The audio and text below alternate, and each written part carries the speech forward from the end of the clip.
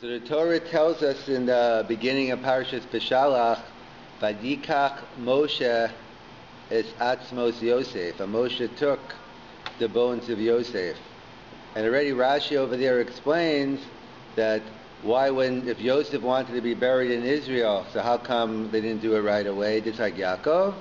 So for obvious reasons, when Yaakov was buried, Yosef was in charge. He was able to work it out. But when Yosef died, there was no one left in charge, and he realized Paro never would have listened. So therefore he went ahead and he told, I can't get buried now, but whenever the Jewish people leave Mitzrayim, don't forget me.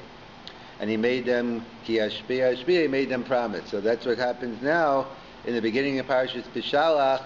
Moshe Rabbeinu is taking the bones of Yosef, as the Gemara tells us in Sota Daf Yud Gimel. Chacham leiv yikach mitzvahs. A wise person grabbing mitzvahs, and it's an illusion that Moshe Rabbeinu was involved in the mitzvah of Atzmos Yosef, taking the bones of Yosef out of Mitzrayim, while the Jews were busy taking the booty from Egypt, which is a separate discussion. Why wasn't that a mitzvah? Maybe it was only a horasha. But either way, the Gemara clearly singles out Moshe Rabbeinu for someone who was grabbing mitzvahs. Even at the end of his life, before he couldn't enter Eretz Israel, he got the mitzvah of Arei Miklat. He was able to involved in the mitzvah of the city of refuge, where someone could hide when if they kill unintentionally. In fact, why was Moshe zocheh to that mitzvah? Because we know, in fact, the Chazal tell us Paro wasn't concerned when he found out Moshe Rabbeinu was in charge, because he wasn't concerned, because he realized Moshe Rabbeinu was brought up in the house, in the palace, so he's not going to be worried about slaves. He has no idea to relate to the slavery.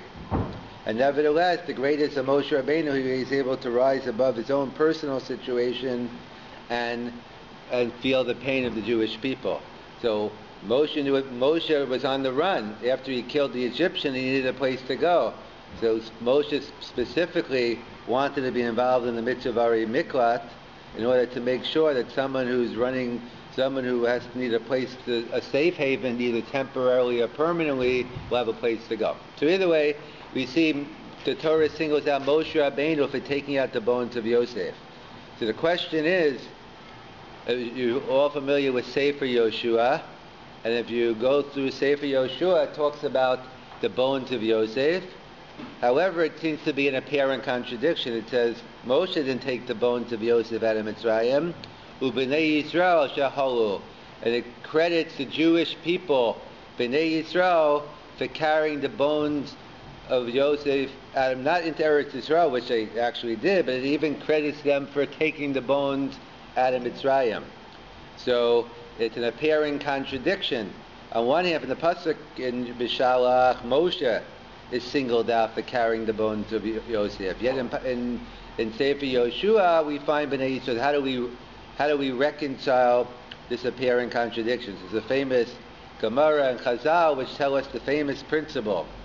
The principle is, we all know the importance of beginning a mitzvah, kol haschalos kashos, and there's great schar in beginning a mitzvah. However, Chazal seem to find even greater reward for one who finishes a mitzvah. One could have that discussion when spring training's opening up soon. Who's the key? Is it better to have a good closer or a good start? I claim the Yankees never would have won all those World Series. They didn't have the best closer. So already Chazal tell us that finishing a mitzvah takes precedence. And in fact, that's why the Gemara tells us, one who finishes a mitzvah, not only do they get credit for finishing the mitzvah, but they get credit for the full mitzvah.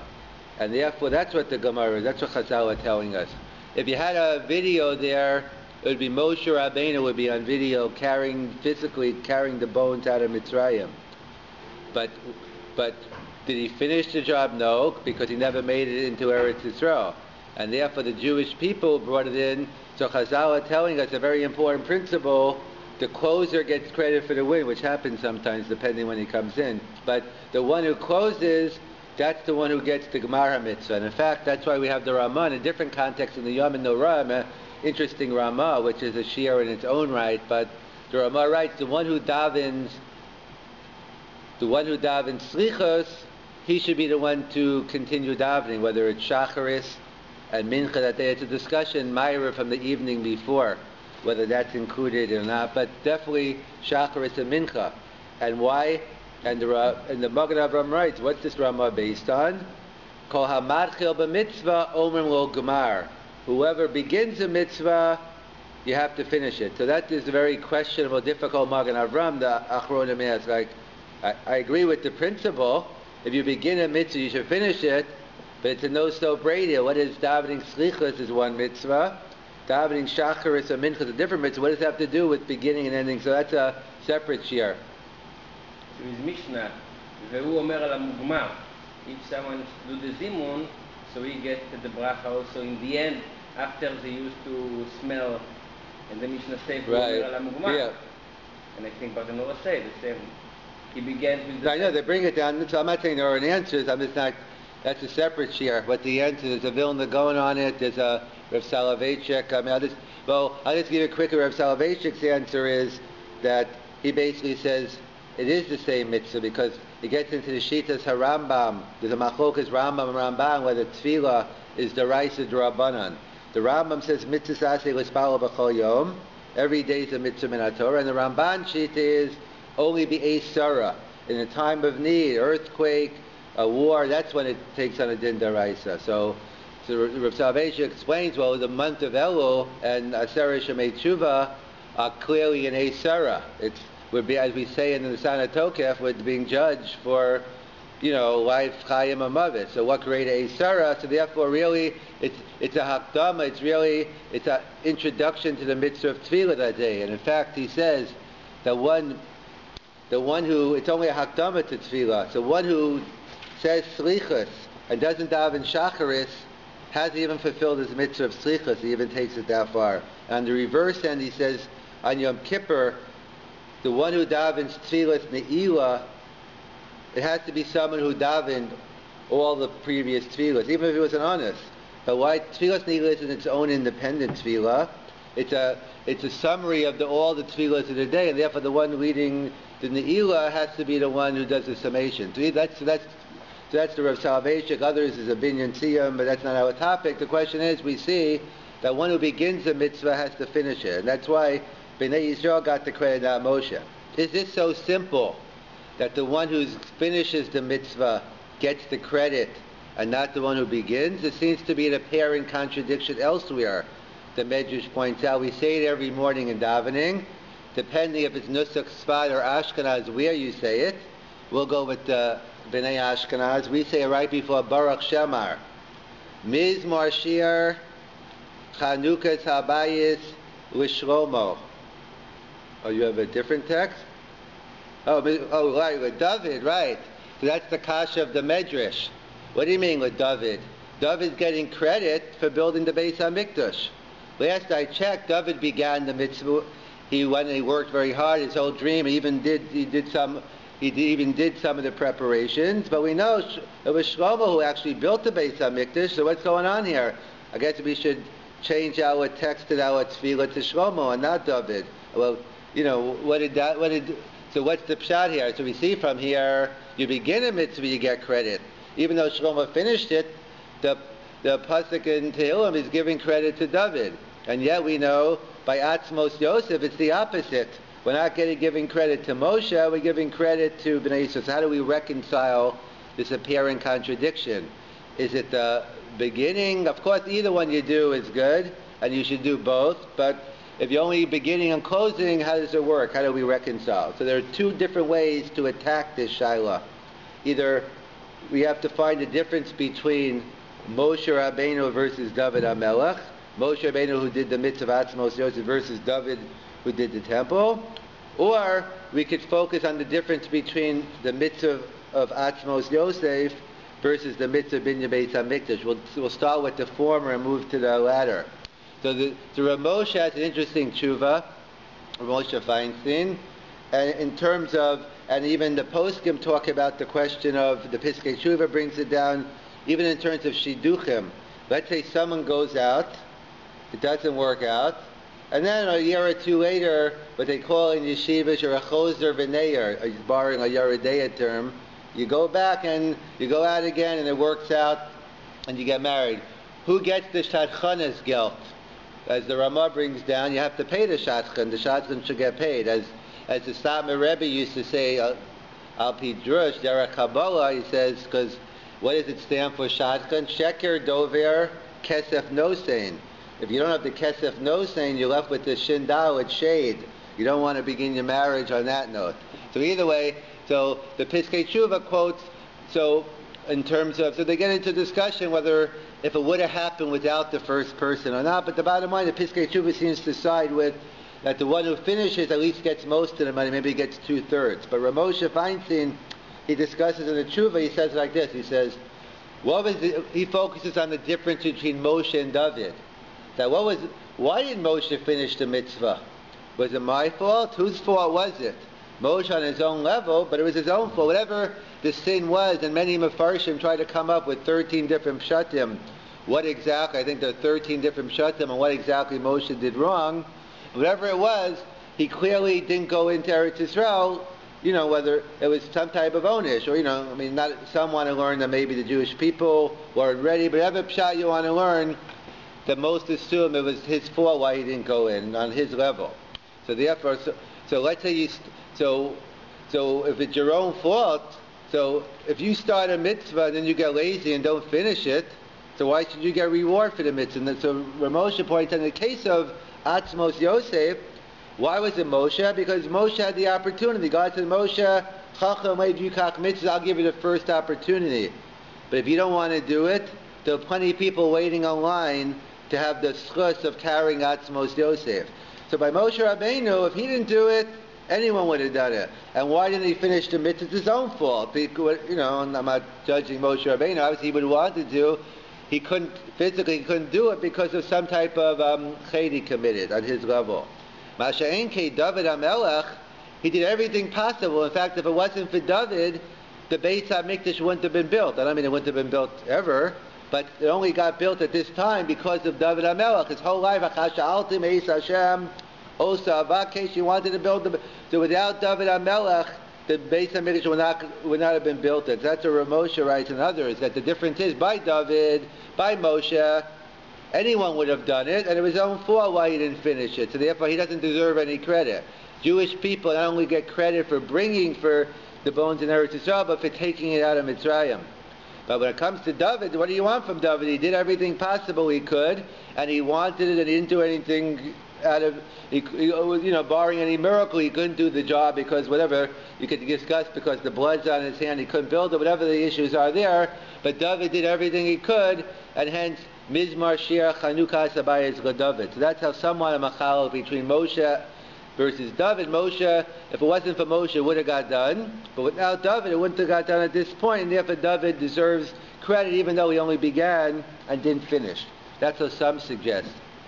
I want to suggest a different mahalach, a different explanation. And I want to discuss more on the two mitzvahs involved. The mitzvah of Atzmos Yosef, which, for all purposes, the mitzvah of Kfura. They were doing a reinterring and they were burying him in Eretz Yisrael. Usually you're not allowed to take the bones out of the ground, but for Eretz Yisrael, it's one of the exceptions to the rule that you got to reinter someone and put them and bury them somewhere else. Versus the mitzvah of Binyan Beis HaMikdash. So there are two basic categories. There are really three, but we'll stick to two tonight. There are two basic categories in Judaism, as the Chazal tell us and the Ramban in Parshas Yisro coming up on the Aseret HaDibros. Why did we have the two luchos, the two tablets? The first five represent the mitzvahs bet Adam l'makom, commandments between man and God, and the second five are bet Adam l'chavero, lo sirtzach, etc., not lo signov. So the first five represent the category bet Adam l'makom, and the second five represent commandments bet Adam l'chavero, interpersonal. And as the Minchas Chinuch and others point out, that's the uniqueness of Kibbud Av V'Em. At first glance, it seems to be on the wrong side, honoring parents. Parents are people. But yet, we all know the Gemara tells us in Kiddushin, there are three creators, God, Mommy, and Daddy. And therefore, it's a perfect transition from one side of the tablet to the other, that Kibbud Av V'Em is an example of a mitzvah b'Adam l'makom, because there are creators. as well as a mitzvah be'adam l'chaver. You have a dual aspect in the mitzvah of kibbud avayim. So we see the two categories, and there's a fundamental difference between to be an observant Jew, you have to fulfill both sides of the tablets.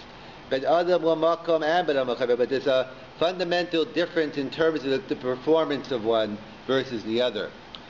So there's many differences. That will be other shiurim, but the one I'm going to focus on now is the following difference. So when it comes to, we know there are two aspects to a mitzvah. There's what we call the Maisa mitzvah, the act itself, and then there's the Totzah, the result. And even on certain mitzvahs, the Torah is clear. On certain times, the Torah is concerned about the action. On other times, the Torah is concerned about the result. So, i.e., the Rambam writes, let's say by gram ritzicha, you indirectly cause a murder. You tie someone up and a lion comes and eats them up. So even though there might not be capital punishment, but you label the rotzeach.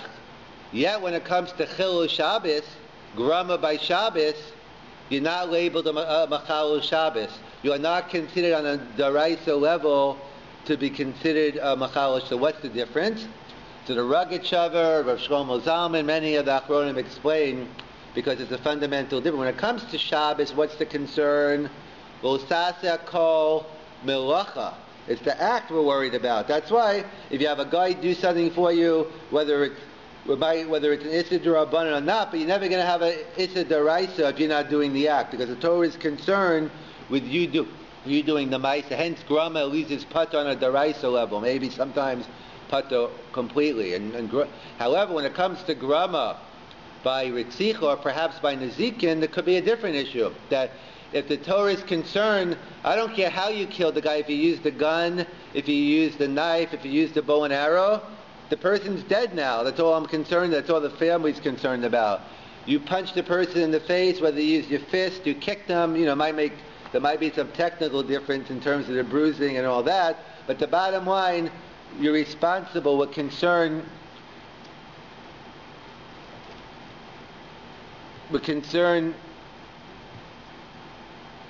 with what you did, it said. So that's the difference. When it comes to Be'elam L'Makom, even though these are both Be'elam L'Makom, but in general, when it comes to Be'elam L'Makom, it's more the Maisa we're concerned with.